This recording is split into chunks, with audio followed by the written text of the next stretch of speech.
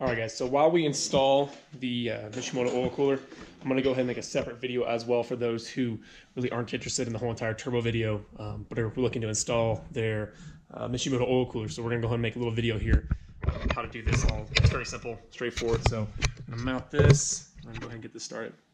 So what you're going to do, ooh, almost lost my camera.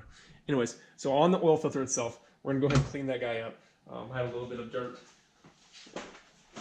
on it. Preferably want a microfiber cloth. All I have is paper towels, so that's all right. So we're gonna go and clean that plate up down in there. What we're gonna go ahead and do is with your sandwich, or with your adapters basically, you're gonna have one that's larger and one that's smaller. You can see kind of size difference. So you're gonna take the smallest one here. This is gonna be your sandwich plate between this and your silver piece here. So this is actually your sandwich plate, which is gonna have your lines coming in and out of it. So what we're gonna go ahead and do first, get a little oil from down in the old oil filter itself.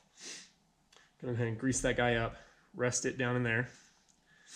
Next up, we're going to go ahead, utilizing a little bit more of that grease or the oil that's on your fingers already. Go and slather that up on the basically sandwich plate there.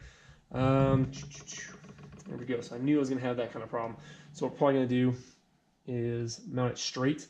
I'm going to go ahead and move my filter up a little bit. So I think that's what we're going to go ahead and do.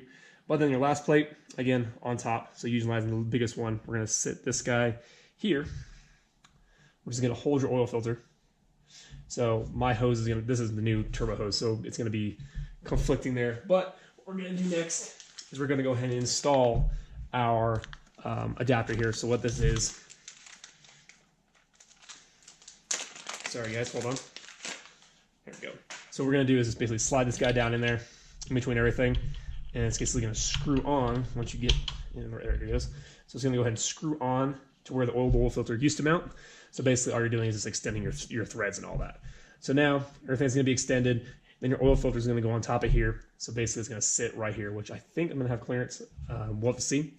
But yeah, and then we're going to map our lines. So this is what you're going to be doing with the sandwich plate adapter and all that. So very straightforward. As I said, smallest sandwich plate adapter on the bottom, then the sandwich plate, and then the largest one here, and then the threaded piece goes on top.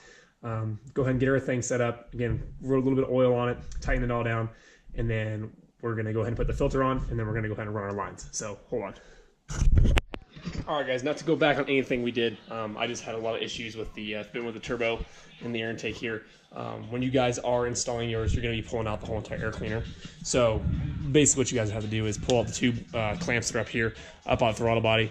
And then you're basically going to take out your whole entire air cleaner just to get yourself some space to work over here. So yeah, it was a little tight, so I had to mount my hoses up beforehand.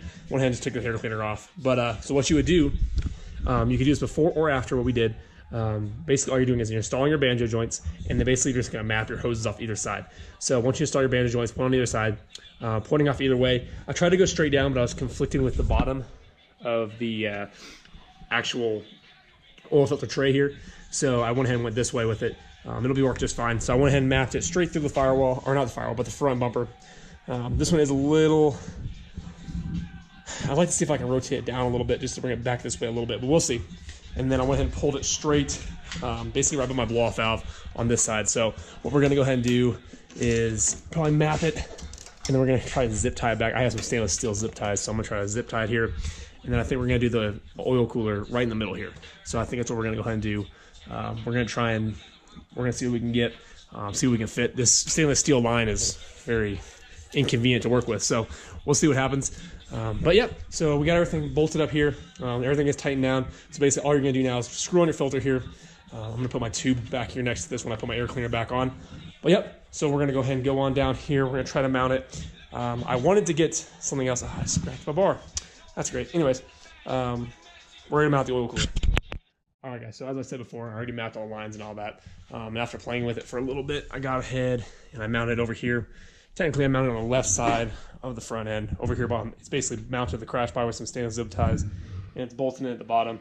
It's really sturdy. It's on there. I'm going to probably end up welding it all here in a second. I just wanted to head and make sure test fit and all that. I'm probably going to have to trim a little bit of the bumper on this side, right by the lip and all that.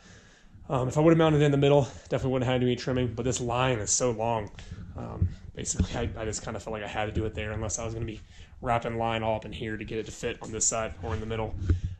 As you guys can see, the line is very basically loose, or as best I can get it for right now. So, but yeah, guys, that's going to be installing your Mishimoto oil cooler on here. Again, it'll be different for a stock model and all that, where you can actually basically bolt this onto the stock crash bar. But yeah, not too bad. So went ahead and tightened everything down. Again, bolted everything in. So you have a little provided hardware it comes with in the kit. So bolted that all in, hooked the lines up. I went ahead and took some stainless steel zip ties, connected everything together just to make it all look clean. It should mount behind the bumper. We'll see what happens. Might just have a little bit of line showing, but we'll see. But yep, mounted it all through there, back through the front bumper and all that stuff. So bolted everything in. So there you go, guys. That's going to be mounting your Mishimoto oil cooler on a Scion FRS. It's 2013.